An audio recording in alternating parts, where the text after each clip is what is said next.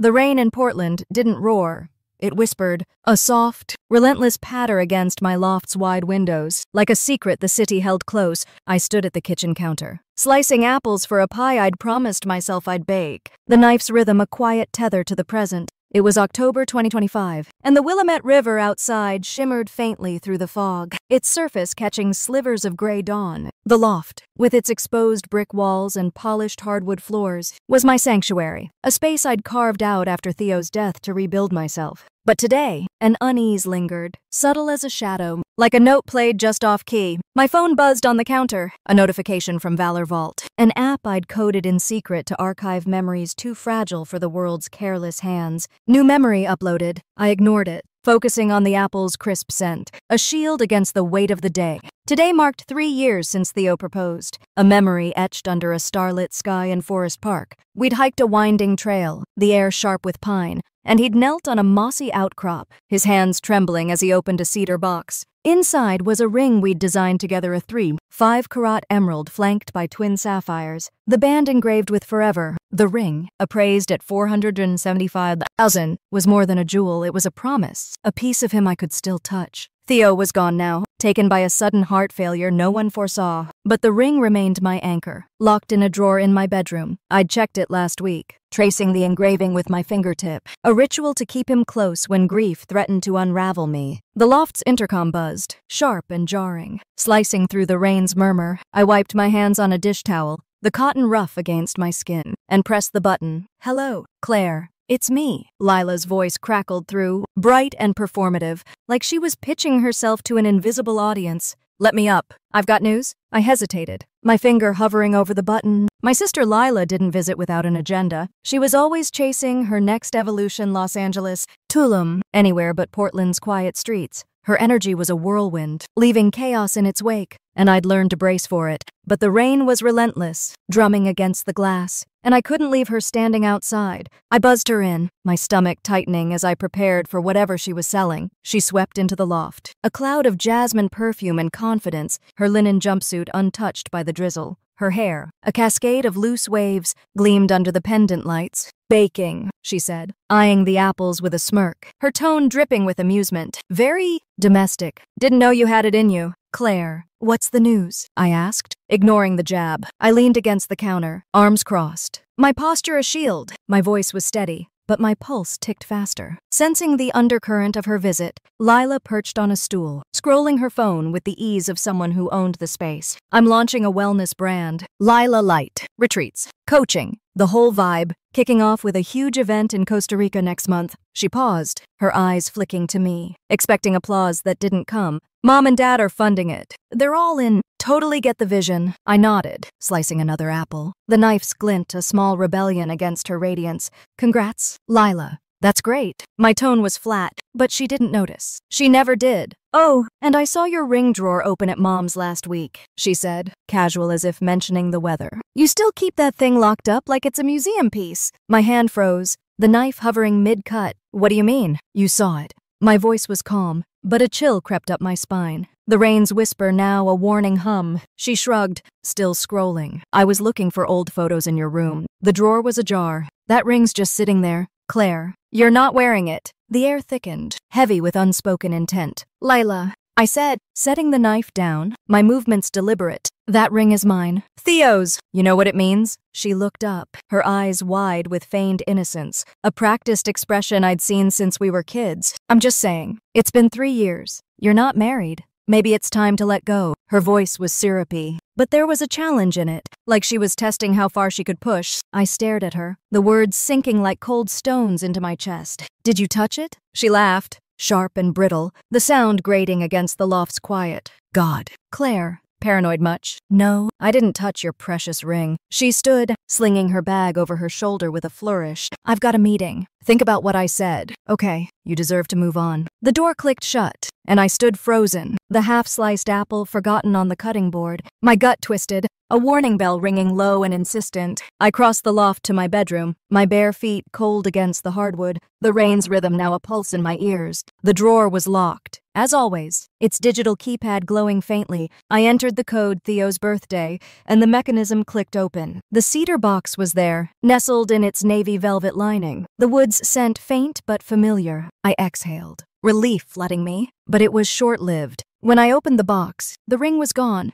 just an empty indent where forever should have been. I sank onto the bed, the box in my lap, my mind racing. Lila's words echoed. The drawer was ajar. She'd been in my room at my parents' house, where I'd stored some of Theo's things after his death, but I'd moved the ring here, to my loft, last year. Hadn't I? Doubt crept in, blurring memory's edges like fog over the river. I checked the drawer again, lifting the velvet, searching for a note. A clue. Anything. Nothing. Just the cedar box. Its emptiness a cruel taunt. The velvet lining soft and useless without its purpose. My phone buzzed again. Another Valor Vault notification. I opened the app, my hands trembling. The screen's glow harsh against the dim room. It was a photo I hadn't uploaded, a grainy shot of the ring. My ring. Its emerald glinting under my mother's kitchen light. Time-stamped 2 days ago. Tagged at my parents' house. Below it, a scanned note in my mother's neat handwriting. Sold for Lila's retreat. She needs this more than you do. I didn't scream. I didn't cry. I sat there, the phone's light searing my eyes.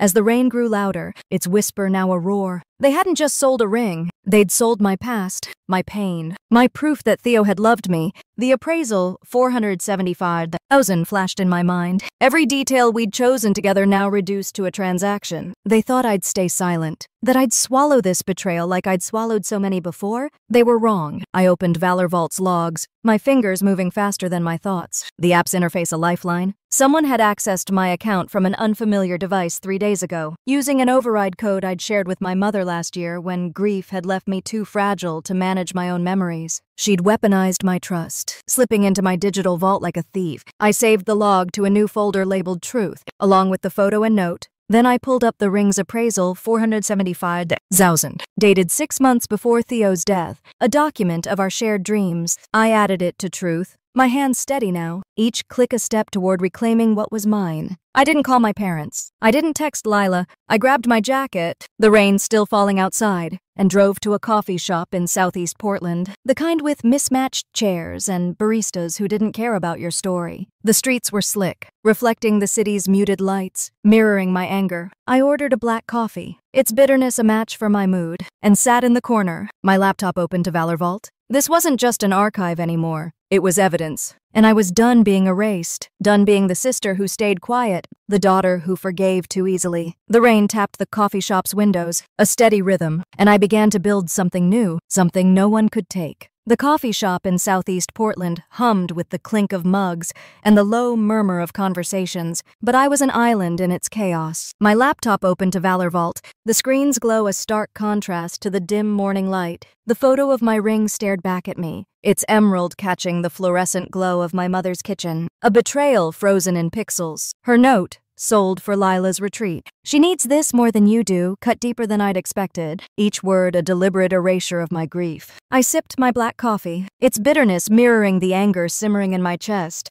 and opened the app's logs. The unauthorized access 3 days ago was no mistake. My mother had used the override code I'd shared last year, when grief had left me too broken to upload Theo's letters myself. She'd turned my vulnerability into a weapon, slipping into my digital vault with the ease of someone who felt entitled to my pain. I created a new folder in Valor Vault, Truth. Into it went the photo, the note, and a screenshot of the login attempt, each file a brick in the wall I was building. Then I found an email from Theo's jeweler. The appraisal for the ring, $475,000, a testament to the promise we'd crafted together. From the emerald's clarity to the sapphire's deep blue, I saved it, my fingers steady, each click a quiet act of defiance. The coffee shop's windows were streaked from the rain, and my reflection stared back, a woman sharpened by betrayal where grief had once softened her. The Portland streets outside glistened, their slick surfaces reflecting the city's muted lights, a mirror to the clarity forming inside me. The door jingled, and Jenna slid into the seat across from me, her presence grounding, like an anchor in a storm. My old college roommate, now a paralegal with a talent for unearthing secrets, didn't bother with pleasantries. Her braid swung as she leaned in, her dark eyes scanning my face with a mix of concern and resolve. "Talk," she said, her voice low but firm, cutting through the cafe's hum like a blade. I told her everything Lila's visit, her casual mention of the ring drawer, the empty cedar box, the Valor Vault breach, the note in my mother's handwriting. My voice was steady, but my hands trembled slightly as I showed her the photo. The emerald's glint, a cruel reminder of what I'd lost. Jenna's jaw tightened, her fingers curling around her coffee cup. "They sold it without telling you?" she asked, her tone sharp enough to slice through the noise around us. "That's not just cruel, Claire. That's theft. Legally, morally, every way you cut it." "I know," I said, my voice quieter than I intended, the weight of the word theft settling like a stone in my chest. "But they're my family. They think I'll just swallow it, like I always have." Jenna leaned back, crossing her arms, her expression a mix of frustration and determination. "Not this time, Claire. They don't get to rewrite your story. What do you want to do?" I didn't answer right away. Part of me wanted to storm my parents' house, to scream until they felt the weight of their betrayal, to demand answers they'd never give. But screaming wouldn't bring the ring back. It wouldn't undo the erasure, the way they'd dismissed my grief as less important than Lila's ambition. "I want proof," I said finally, my voice steadying as the words took shape. "I want to build a case they can't ignore, and I want them to face it." Jenna nodded, her eyes glinting with approval. She pulled out her tablet, its screen lighting up with a spreadsheet she'd already started. "I can dig into the sale," she said, her fingers tapping the screen with practiced efficiency. "Rings like that $475 custom design, they don't just vanish. There's a trail, auction records, bank transfers, maybe even emails. But you need to document everything. Every text, every call, every post Lila makes about her journey. They're not as careful as they think." I opened Instagram on my phone, the app's bright interface a jarring contrast to my mood. Lila's latest post was a sunset shot from a Costa Rican beach, her silhouette in a yoga pose, her caption dripping with self-congratulation. "Investing in my soul was the best choice I ever made. Grateful for family who get it." The comments were a flood of adoration. "You're glowing. Such an inspiration." I screenshot it, my stomach twisting as I saved it to Truth. She was building a brand on my loss, turning my pain into her platform, and the world was clapping for her performance. Jenna watched me, her expression softening, a rare crack in her usual pragmatism. "You're not alone in this, Claire," she said, her voice gentle but firm. "Theo would have hated seeing you erased like this. He'd be proud of you for fighting back." His name stung, a sharp ache that bloomed in my chest, but it also steadied me. Theo used to say, "You don't have to carry everyone else's chaos. Just hold your own light." I'd forgotten how to do that, lost in the fog of grief and the weight of family expectations. But now, with Jenna's words echoing his, I felt a spark reignite, a quiet resolve to reclaim what was mine. That night, back in my loft, I sat on the floor, the hardwood cool against my legs, and opened a box of Theo's things letters, photos, a worn leather journal from our road trips across the Pacific Northwest.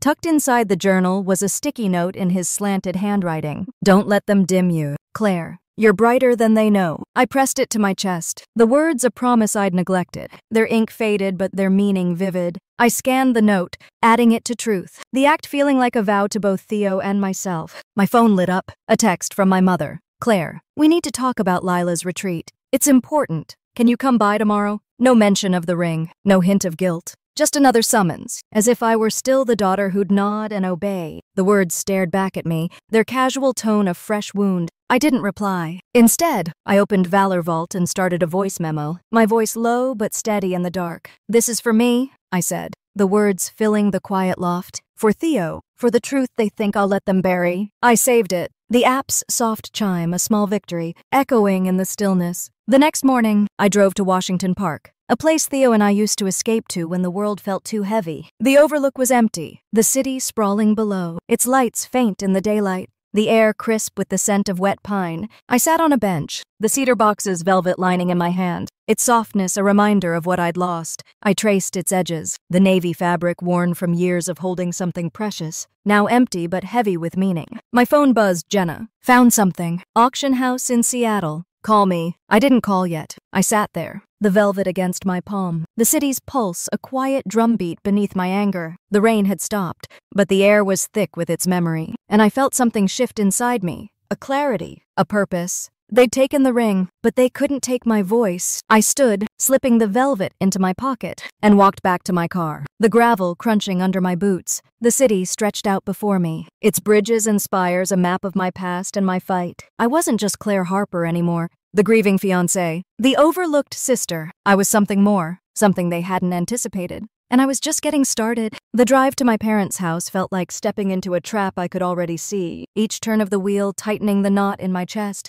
Their craftsman-style home in Laurelhurst stood unchanged, its cedar shingles and neatly pruned rose bushes, a facade of stability that mocked the chaos within. Today, the house felt alien, its windows dark despite the morning light, as if it were holding its breath, waiting for me to break or bend. I parked under the sprawling oak tree, its branches heavy with rain-soaked leaves, and clutched my folio. The velvet lining from the cedar box folded inside. It wasn't the ring, but it was something tangible, proof that Theo's love had existed, that my history wasn't a fiction I'd invented. The air was cool, scented with wet earth, and I inhaled deeply, steeling myself for what lay ahead. My mother opened the door before I could knock, her smile tight and rehearsed, like a mask she'd worn too long. "Claire, good to see you," she said, her voice warm but brittle, ushering me inside with a gesture that felt more like protocol than affection. The living room smelled of lavender and fresh coffee, but the warmth was shallow, a stage set designed to soothe. My father sat in his armchair, a newspaper folded in his lap, his glasses perched low on his nose, his posture rigid as if bracing for a storm. Lila wasn't there, but her presence lingered in the framed photo on the mantel, her smiling in a flowing white dress, the family's golden child, untouchable and adored. The contrast between her image and the emptiness in my hands fueled the fire in my chest. "Sit," my mother said, gesturing to the couch, her tone gentle but expectant, as if I were still the compliant daughter of years past. I stayed standing, the folio pressed against my chest, its weight grounding me. "You wanted to talk about Lila's retreat," I said, my voice even, though my pulse thrummed in my ears. "But I'm here about the ring." My mother's smile faltered, just for a moment, a crack in her composure. My father shifted, the newspaper crinkling under his hands, his eyes narrowing slightly. "Claire," he said, his tone the same one he'd used when I was a child, asking too many questions. "We didn't want to upset you. Lila needed the money. That ring was just sitting there, gathering dust. It was mine," I said, the words sharper than I'd planned, cutting through the room's false calm. "Theo and I designed it, appraised at $475,000. You sold it without asking me. Without even a conversation." My mother sighed, smoothing her cardigan with deliberate care, her fingers lingering on the fabric as if it could anchor her. "You haven't worn it in years." "Sweetheart," she said, her voice soft but patronizing, "we thought you'd moved on. Lila's retreat is a big deal. She's helping people heal, building something meaningful." I opened the folio, my movements slow and deliberate, and slid out a printed screenshot of Lila's Instagram post, the one thanking her family for funding her soul. The paper felt heavy in my hands, a physical manifestation of their betrayal. "She's helping herself," I said, placing it on the coffee table, the image stark against the polished wood. "And she's using my ring to do it. You sold my past to bankroll her future." My father leaned forward, his jaw tight, his voice rising with a defensive edge. "You're living here rent-free, Claire. We've supported you through everything, your grief, your indecision, your refusal to move forward. That ring was part of this household, part of our resources." "No," I said, my voice rising now, trembling with a fury I hadn't fully acknowledged until this moment. "It was mine. Legally, emotionally, in every way that matters. You stole it. You stole Theo from me all over again." The word stole hung in the air, heavy and final, a line I couldn't uncross. My mother's eyes widened, her hand fluttering to her throat. But she didn't argue. Instead, she reached for a small envelope on the side table and handed it to me, her fingers trembling slightly. "This came for you," she said, her voice barely above a whisper, almost pleading. I opened it, my hands steady despite the storm inside me. Inside was a letter from a law firm, its gold-embossed letterhead gleaming with authority. It stated that all property in the house, including miscellaneous jewelry, belonged to Vera and Jean Harper. My parents. My stomach dropped, the words blurring for a moment as their implications sank in. They weren't just defending the sale, they were rewriting my claim to anything I'd ever owned, erasing my right to my own history. I folded the letter and tucked it into my folio, next to the velvet lining, its softness a quiet contrast to the paper's cold precision. "You think this makes it okay?" I asked, my voice low but cutting, looking between them. "A lawyer's letter erases what you did. Erases Theo, me, everything we built. Claire," my mother said, her voice breaking, tears welling in her eyes. "We're family. We're trying to help Lila. Why can't you see that? She's doing something good. Something that matters." I stepped back, the folio pressed against my chest, its weight a shield against her tears. "Because you stopped seeing me a long time ago," I said, the words steady, Final. You chose her over me, over my pain, over my truth. I turned and walked out, the door closing softly behind me, the sound swallowed by the rain's steady drum. The air outside was heavy, soaking my jacket as I made my way to my car, the oak tree's branches swaying above me. My phone buzzed in my pocket. Jenna. Found something. Call me. I didn't call yet. I drove to Washington Park's Overlook, a place Theo and I used to visit, where the city's lights would stretch out like a sea of stars. The bench was wet, but I sat anyway, the velvet lining in my hand, its navy fabric cool against my palm. The rain fell in soft sheets, blurring the city below, and I let it wash over me, a cleansing I hadn't known I needed. Jenna met me later at a co-working space downtown, a sleek glass building that hummed with the ambition of freelancers and startups. She'd reserved a private room, its walls lined with whiteboards, the air scented faintly with coffee and ink. You look like hell, she said, sliding a coffee across the table, her tone blunt but laced with concern. Thanks, I muttered, sipping the coffee, its warmth a small comfort. The folio sat between us, the velvet lining peeking out, a silent witness to my unraveling. What did you find? Jenna tapped her tablet, pulling up a digital paper trail that glowed with cold precision. Your ring was sold through a private auction house in Seattle 3 weeks ago, she said, her voice steady but urgent. Anonymous buyer. But the transaction went through a bank account linked to your parents. $450,000, wired directly to an LLC called Lila Light Ventures. I stared at the numbers, the reality sinking in like a blade. They planned this, I said, my voice barely above a whisper, the weight of their intent pressing against my chest. They knew exactly what they were doing. There's more, Jenna said, her tone careful, her eyes searching mine. Lila's been crowdfunding her retreat on a platform, claiming she's self-funded. She's raised another $100 on top of the ring money, and she's scheduled to speak at a wellness summit in San Francisco next week. Big stage, big audience, all eyes on her. I opened my phone and pulled up the summit's website, the screen bright with polished graphics. Lila's face was front and center, her smile radiant, her bio a tapestry of buzzwords: visionary, healer, trailblazer. No mention of the ring, of me, of Theo. Just her, shining in a spotlight she'd stolen. I screenshot it, my fingers trembling with a mix of anger and resolve, and added it to truth. What do you want to do? Jenna asked, her voice steady, her eyes locked on mine, ready to follow wherever I led. I didn't answer right away. The city hummed outside, its pulse a reminder that I was still here, still fighting. Lila's summit was a stage, but it could be mine too, and I was done letting them write the script. The co-working space's fluorescent lights buzzed faintly, a sterile hum that contrasted with the rain tapping the floor-to-ceiling windows, its rhythm a steady pulse against the glass. Jenna's tablet glowed with a digital paper trail, the numbers stark and unforgiving.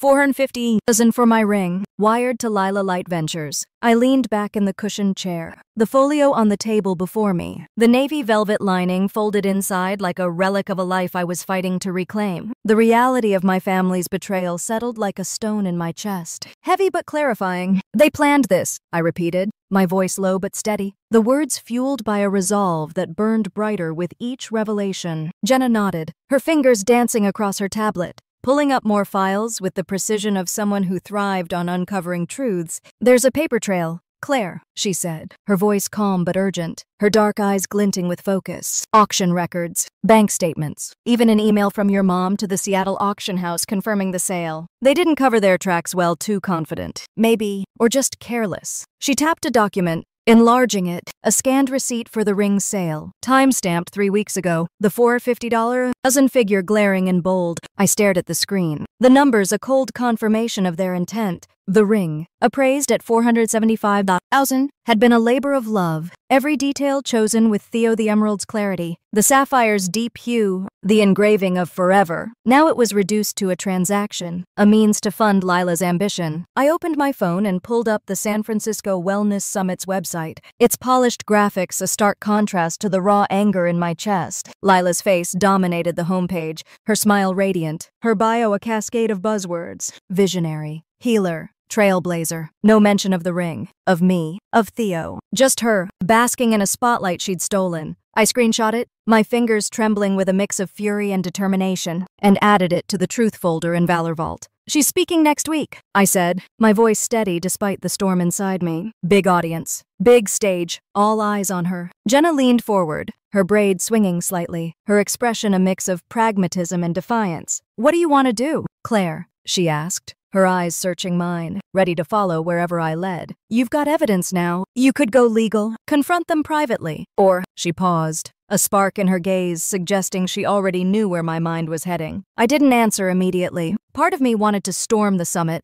to stand in the audience and call Lila out, to watch her polished facade crumble under the weight of her lies. But that was her game drama. Spectacle. Tears for the camera. I needed something quieter, something that would endure beyond a fleeting moment of confrontation, something that couldn't be erased with a tearful Instagram story. I want to take back my story, I said finally, the words crystallizing a purpose I'd only half understood until now. And I want them to hear it. Not just Lila, but everyone who's bought her narrative. Jenna grinned, a rare flash of excitement breaking through her usual reserve. Then let's build it, she said, her voice vibrant with possibility. You've got Valor Vault. It's not just an archive, it's a platform. Use it to tell the truth. Your way. That night, I stayed up until dawn, my loft bathed in the soft glow of my laptop. The rain's murmur, a steady companion outside. The loft's exposed brick walls and hardwood floors felt like a fortress, a space where I could rebuild what my family had tried to dismantle. I opened Valor Vault and created a new project, Shades of Valor. It wasn't just a folder anymore, it was a narrative.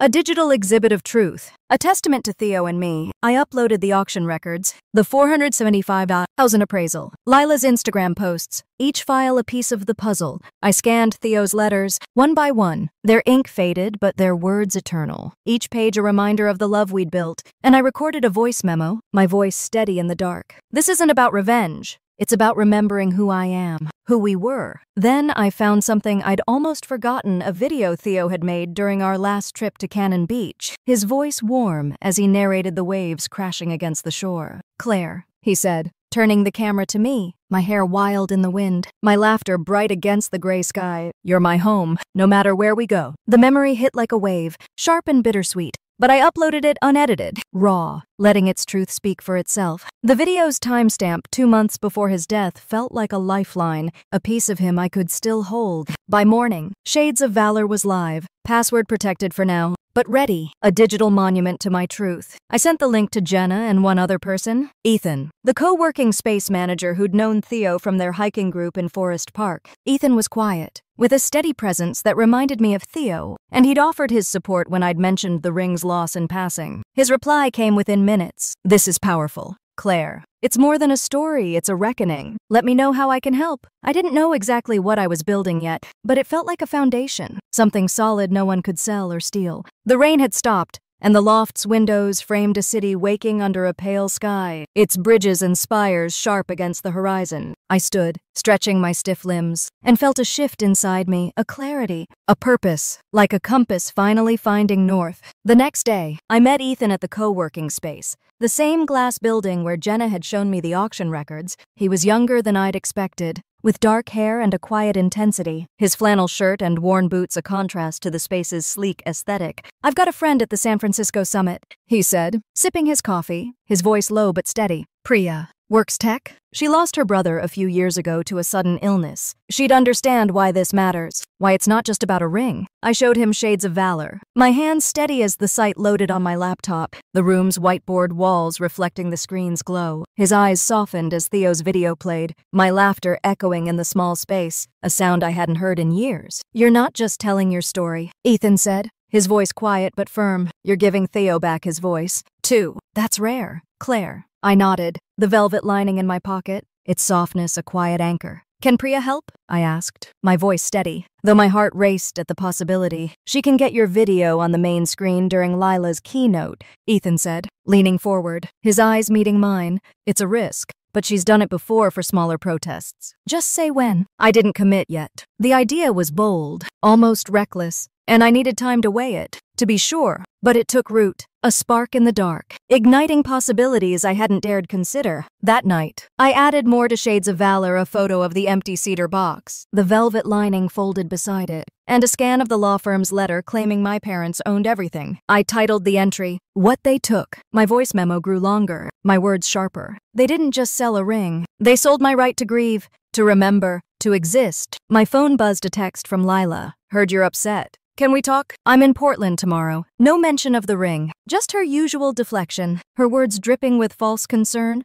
I didn't reply. Instead, I opened Instagram and found her latest post, a selfie in a yoga studio, her smile serene. Captioned, "Healing means letting go of what doesn't serve you." I screenshot it, my fingers trembling with anger, the lie glaring in her words. She was rewriting my pain as her triumph, and I was done letting her. I called Jenna, my voice steady despite the late hour. "I'm doing it," I said, the decision solidifying as I spoke. "The summit. I want them to see everything." She didn't hesitate, her voice vibrant even through the phone. "I'm in, Claire. Let's make it undeniable." The San Francisco Wellness Summit pulsed with ambition, its convention center a labyrinth of glass and chrome, its air thick with the scent of eucalyptus candles and the hum of eager voices. I hadn't told my family I was coming.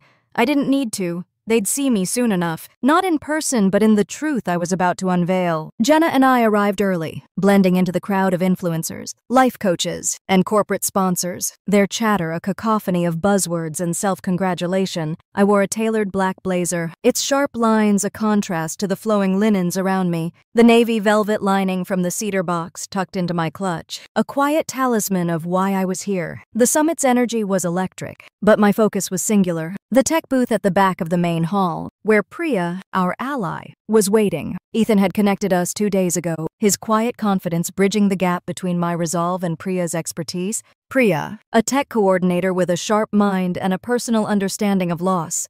Her brother had died suddenly 3 years prior, had seen shades of valor and understood its weight. "I'll get it on the main screen," she'd said over a secure call, her voice steady, her conviction mirroring my own. "Just say when." Her words had solidified my plan, turning a spark of defiance into a blaze I was ready to unleash. The morning sessions dragged, a blur of keynote speeches and guided meditations, each speaker vying for applause with promises of transformation. I barely heard them. My attention fixed on the stage's massive screen, its blank surface a canvas for what was to come. Jenna sat beside me, her tablet open to Valor Vault's analytics, her fingers tapping nervously. "The site's getting hits," she whispered, her voice low to avoid the ears of the wellness devotees around us. "People are trying to access it, Theo's friends, your old colleagues." Words spreading. "Claire," I nodded, my pulse steady despite the adrenaline coursing through me. I'd leaked the Shades of Valor link to a small, trusted circle Theo's hiking buddies, co-workers from my tech days, people who'd known us as a couple. They'd shared it discreetly, planting seeds across Portland and beyond. Seeds I wasn't ready to harvest until the moment was right. My phone buzzed in my clutch, a text from Ethan. "Priya's ready." "You good?" I replied with a single word. Yes, the plan was set. During Lila's keynote, the summit's centerpiece, Shades of Valor would take the stage. When Lila appeared, the room erupted in applause, a wave of adoration that made my stomach churn. She glided to the podium in a flowing white dress, her hair loose, her smile radiant, every inch the visionary her bio proclaimed. The screen behind her glowed with her logo Lila Light, all soft curves and golden hues. "Healing is a choice," she began, her voice smooth as honey, resonating through the hall's speakers. "It's about letting go of the things that anchor you to pain objects, memories, even family ties that no longer serve your growth." My fingers tightened around my clutch, the velvet lining's softness grounding me as her words landed like blows. She was talking about me, about the ring, about Theo, without saying our names. Dismissing my grief as an obstacle to her enlightenment, the crowd leaned in, captivated, their notebooks open, their phones recording her every word. I leaned toward Jenna, my voice a whisper. "Now," Jenna texted Priya, her fingers swift and sure. The lights dimmed slightly, and the screen behind Lila flickered, her logo vanishing. Her face froze, a flicker of confusion crossing her features as white text faded in memory of Theo Grayson. The crowd murmured, a ripple of uncertainty spreading through the hall. Then my voice filled the space, calm and clear. From the Shades of Valor video I'd recorded in the quiet of my loft, "My name is Claire Harper," I said, the words echoing through the speakers, steady and unyielding. 3 years ago, I lost my fiancé, Theo. We designed a ring together, a promise of our future, appraised at $475,000. It was stolen by my family, sold for $450,000 to fund a journey that wasn't mine. This is my story, not theirs. The screen shifted to Theo's Cannon Beach video, his voice warm and familiar, narrating the waves as he turned the camera to me, my laughter bright against the gray sky. "Claire, you're my home, no matter where we go," he said. And the crowd's murmurs grew quieter, a hush falling over the hall. Then came the evidence, the $475,000 appraisal, the auction records, the bank transfer to Lila Light Ventures, Lila's Instagram posts boasting about her self-funded journey. Each image was a brick in the wall of truth, unassailable and stark. Lila stood frozen, the microphone limp in her hand, her smile gone, her eyes darting to the crowd for an escape that wasn't there. My mother, seated in the front row with other VIPs, clutched her purse, her face pale, her lips parted in shock. The room was silent, the kind of silence that presses against your chest, heavy with the weight of revelation. Priya kept the video running, her tech skills flawless, looping to a final frame, a photo of the empty cedar box, the velvet lining folded beside it, stark against a black background. My voice returned, softer now but no less resolute. Sometimes, the ones who suffer most are expected to stay silent, so the loudest can heal. I'm done being silent. The screen faded to black, and the hall remained frozen, the air thick with tension. Lila's eyes scanned the crowd, searching for an ally, a way to spin the moment. But the applause she had expected didn't come. A few attendees whispered, their phones already out, the story spreading beyond the room's walls. My mother's hands trembled, her purse slipping to the floor, unnoticed. I didn't wait for the aftermath, for Lila's inevitable tears or my parents' excuses. I stood, Jenna at my side, and walked out, the velvet lining still in my clutch, its weight a quiet victory. My phone buzzed with notifications texts, emails, social media alerts, but I didn't look. I'd said what I needed to say. And the world had heard. Outside, the San Francisco air was sharp, the city's hum, a distant pulse against the bay's gray expanse. Jenna squeezed my arm, her grip firm, her voice soft but proud. You did it, Claire, she said, her eyes bright with a mix of awe and relief. You took it back. I nodded, the weight of the moment settling like a tide, heavy but cleansing. It's not over, I said, my voice steady, though a tremor of exhaustion lingered beneath it. But it's mine now. My story, my truth. We drove back to Portland that night, the highway stretching dark and quiet, its curves lit by the occasional glow of passing cars. My phone stayed off, but I knew what was coming. Lila's tearful Instagram stories, my parents' texts pleading for forgiveness, blogs and influencers picking up the story, dissecting it for clicks. I didn't care. For the first time in years, I felt solid, like the ground beneath me wasn't shifting, like I'd anchored myself to something unmovable. The velvet lining rested in my clutch, a symbol not of loss, but of resilience, of what I'd reclaimed. When I got home, the loft was quiet, the rain a soft murmur against the windows. I opened Valor Vault and added one final entry to Shades of Valor, a photo of the velvet lining, alone on my desk, its navy fabric catching the lamplight, captioned simply, "This is enough." I didn't need the ring anymore, not its emerald or its sapphires or its 475 zeros and appraisal. I had the truth, and it was heavier, brighter, more enduring than any jewel. I saved the entry, the app's chime, a soft echo in the dark. And for the first time in years, I felt free. 2 months after the San Francisco summit, I stood in my new studio in Napa, a small but airy space I'd leased with savings I'd carefully guarded from my family's reach. The sign outside read Grayson and Harper Designs, a quiet tribute to Theo and the future we'd dreamed of, its letters bold against the sun-bleached wood. The studio's walls were lined with sketches, rings, pendants, lockets, each design a story woven from loss and love, their lines as deliberate as the life I was rebuilding. In the corner, a glass case held the navy velvet lining from the cedar box, now framing a single sapphire, one of the ring's stones I'd recovered through Jenna's relentless contacts in the auction world. Below it, a small plaque read, "This is not for sale." It's a reminder of what endures. The Napa sun spilled through the windows, softening the polished wood floors and glinting off the brass fixtures, casting warm patterns that felt like a promise. The studio wasn't large, but it was mine, free of the weight of my parents' craftsman home, with its rose bushes and secrets. I'd spent the first week setting up, arranging tools with care pliers, molds, a flame torch, a tumbler that hummed softly as it polished stones. The scent of heated metal and cedar shavings filled the air, a blend of creation and memory that grounded me, reminding me of the hours Theo and I had spent sketching designs in our Portland loft. Each piece I crafted now carried a piece of that past, but also a future I was choosing, one where my voice mattered. Foot traffic came steadily, drawn by word of mouth and the quiet buzz that followed the summit. A young couple from San Francisco commissioned wedding bands, asking for engravings that felt alive with soul. A woman in her 70s, her hands trembling with age, requested a locket set into a ring to hold her late husband's photo, her eyes bright with tears as she shared his story. Then there were the locals, their whispers soft but curious. "You're the one from the summit, right? The one who told the truth?" I'd nod, offer a small smile, and let the work speak for itself. herself. My story had spread, not as scandal, but as a kind of legend. A woman who'd reclaimed her voice from a family that tried to silence her. The summit's fallout had been swift and unrelenting. Lila's keynote went viral, but not for the reasons she'd hoped. Blogs and wellness forums dissected shades of valor, calling it a raw expose of family betrayal, a masterclass in reclaiming narrative. Clips of the video. Theo's voice, my laughter. The stark evidence of the $475 ring sale circulated on social media, shared by strangers who saw their own losses in mine. Lila posted a tearful Instagram video, claiming she hadn't known the ring's significance, that the $450 sale was a misunderstanding. But the comments were merciless. You sold her grief. Shame on you. Her retreat's crowdfunding page stalled, donors pulling back as her self-funded myth unraveled. I didn't watch her video, didn't read the comments. I'd said my piece, and the world's judgment was no longer my concern. My parents sent one text, from my mother. We didn't mean to hurt you. Can we talk? The words were hollow, a gesture too late to bridge the chasm they'd created. I didn't reply. Their silence in the weeks that followed spoke louder than any apology could, a confirmation that they'd chosen Lila's spotlight over my truth. I didn't need their validation anymore.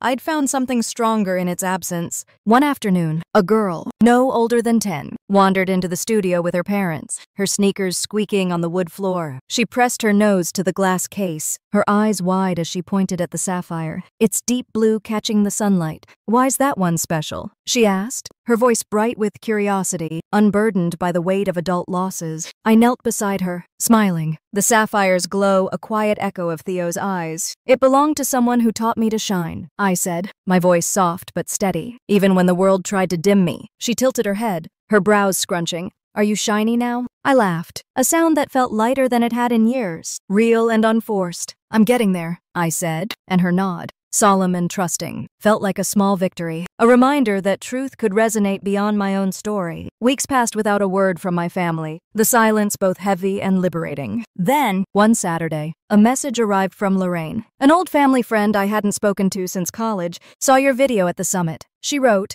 your mom kept it on her desktop, watched it more than once. She never said anything, but it's there. I read the message twice, letting the words settle, then set my phone down. I didn't reply. Sometimes an apology arrives in silence, in actions unspoken, but I'd learned not to wait my life for it. My mother's quiet acknowledgement was hers to carry, not mine to chase. I walked to the workbench, its surface scarred from hours of shaping metal, and opened the top drawer. Inside was the original receipt for the cedar box, yellowed with age, tucked beside Theo's final note. Don't let them dim you, Claire. You're brighter than they know. The words, in his slanted handwriting, were a beacon, guiding me through the fog of grief to this moment. This place, outside. The Napa sun spilled across the vineyards, their rows stretching toward the horizon, warm and unyielding. I turned the studio's sign to open, the brass knob cool under my fingers, and let the light flood in. As the day unfolded, I worked steadily, melting silver, setting stones, sketching pendants with a precision that felt like prayer. There was no rush, just motion quiet, deliberate. Mine, an old folk song played on the studio's small stereo, its grainy melody familiar, like a tune I'd heard in a dream, its chords weaving through the air.